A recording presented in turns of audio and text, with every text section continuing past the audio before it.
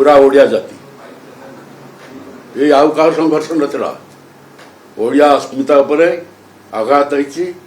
ये केवल कौन से दल न तो विजयी दल तो लड़ा कथा विरोधी दल था बीजेपी ये करछि मु केवल कहबिनी बीजेपी रो विजय बोली ये हूँ ओडिया जातिर विजय समग्र ओडिया जातिर लड़े करथला अनेक लोग छटपट होते जे सत्यमती आम कौन से अधिकार ना माटी पर अरे माटी माँ मनीष या नहीं आम गर्व करुचे ये माटी केते लड़े तेणु से आज अंततः आपण मैंने कलम को शाणित करके रखु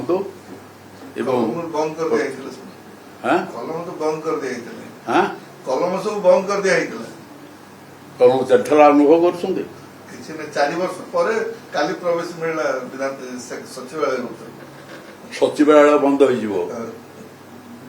माने सांबादिक मान को सचिवालय बंद हो अर्थ कौन एवं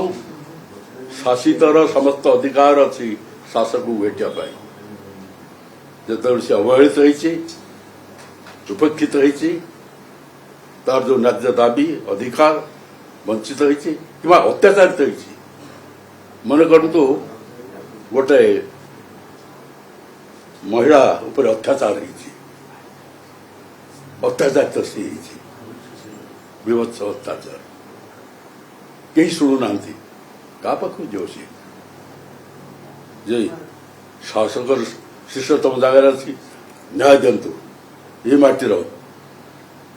मु झी एवं विभत्स अत्याचारित से आवश्यकता नहीं तेणु ये जो अधिकार सब अधिकार अनेक लोग वंचित रहा भाया अनुभव करी से आपण जानते मो राज्यपाल सत किंतु आज सब कहते जे क्या अधिकार वंचित कर तार संविधानिक अधिकार अच्छे सब स्तर से कहीपर शासक को कहीपर शासकर कर्तव्य हूँ शासित को शुण प्रजा को शुण साधारण लोक को शुण एवं तार जो अच्छी अधिकार ताको सब्यस्त करने साहाय्य कर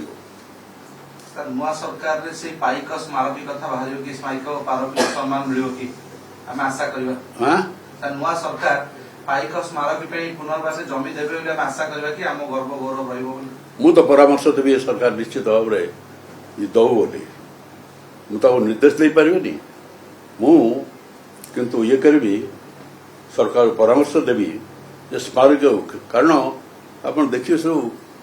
से स्मारक रे जत बक्सी जगबंधु जय राजगुरु कि आमर अजंती पेंडिकी बाबुलंदर माधव राउतराय ये कृतिदास पाठशाणी दीनबंधु समतराय लड़ाई करते 8 वर्ष धरिक कौट कौ जातिर ये ना मत आश्चर्य लगुच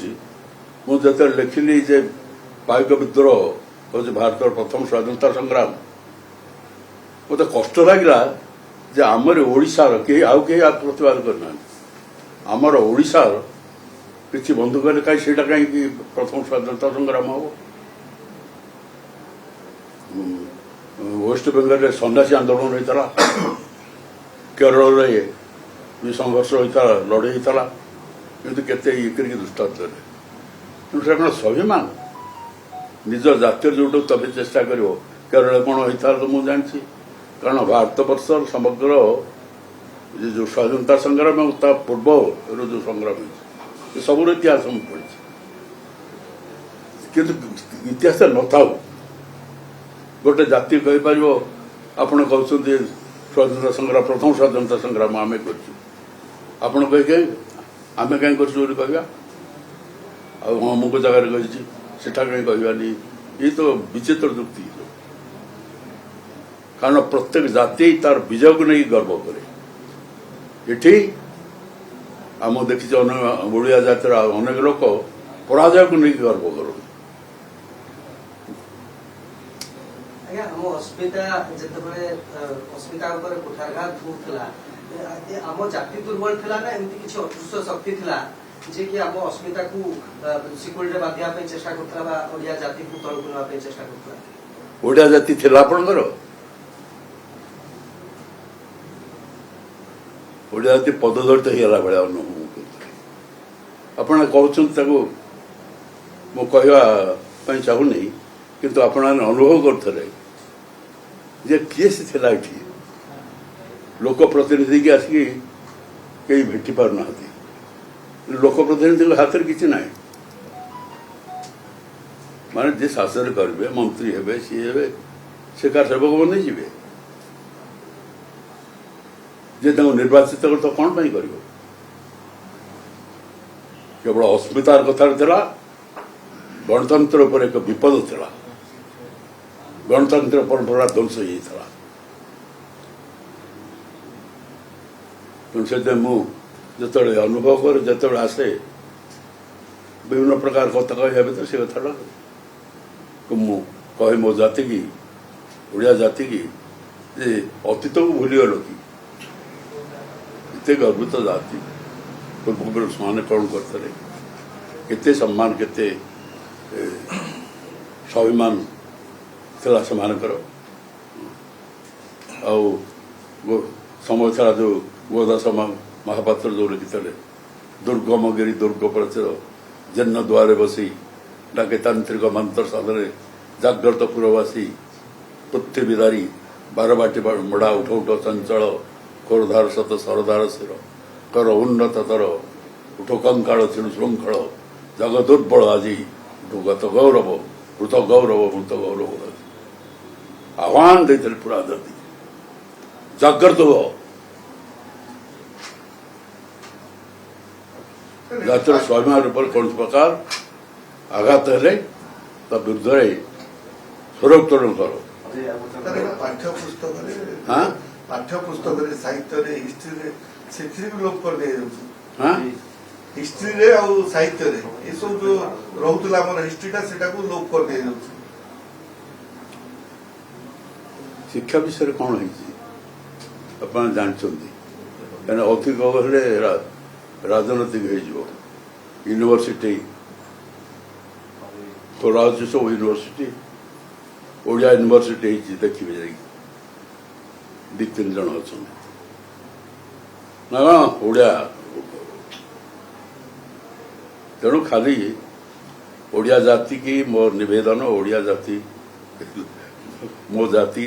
निवेदन तुम जो स्वाभिमान तुम जो गर्व गौरव तुमर अतीतर जो गर्वित इतिहास ताकू नहीं बंच एवं निजर अधिकार पाई संवैधानिक अधिकार मानविक अधिकार तापर कारण आप जानते जे कि मानविक अधिकार उपरे आसिक मुझे भाषण देती कही आदिवासी की ता जमी उपर वंचित करवा मानविक अधिकार उल्लंघन भारी काटला किसी लोग तार प्रतिवाद भी कले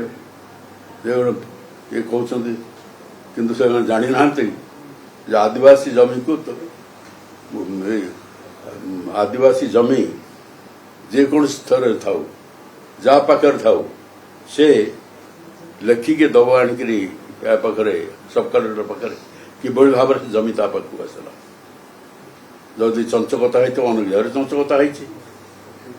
होती ब्रोकरेट है कि बड़ पॉलिटिशियन है कि प्रभावी लोक है सब अपहरण कर गोटे रिवर्सल लॉ टाकू जो रेगुलेशन 2 of 1956 ताकू संशोधन कर 2002 रे मुझे revolutionary law to restoration of Adivasi land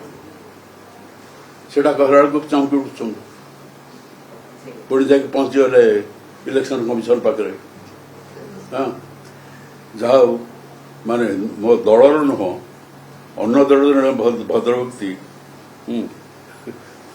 सी प्रतिवाद कह जहा बड़ पंडित माने विश्वभूषण हरिचंदन स्टाच्यू लोक को संविधान पढ़ाऊँ और तो